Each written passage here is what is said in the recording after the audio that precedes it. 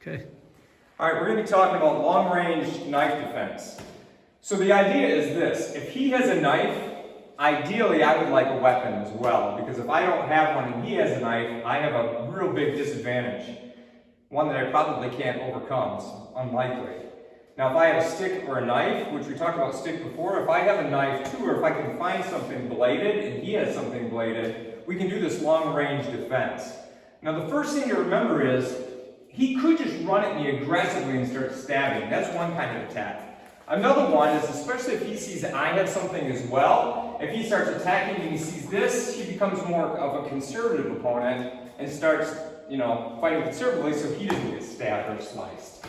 From this position, it's a lot like we did with the stick. If his blade is on that side ready to cut, I'm over here. If it's on the other side, I go this way. Now I'm away from it, so it gives me more time to defend it.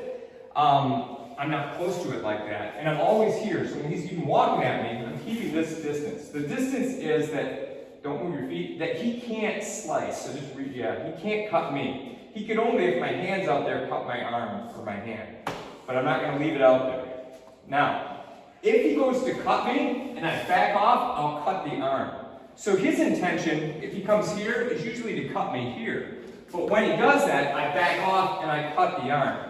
So my plan is always this: I'm always going to be here. If he goes to slice, I back off and I cut the arm. I'm not going to try to hit the body.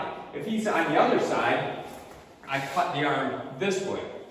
Even if he stabs, I cut the arm.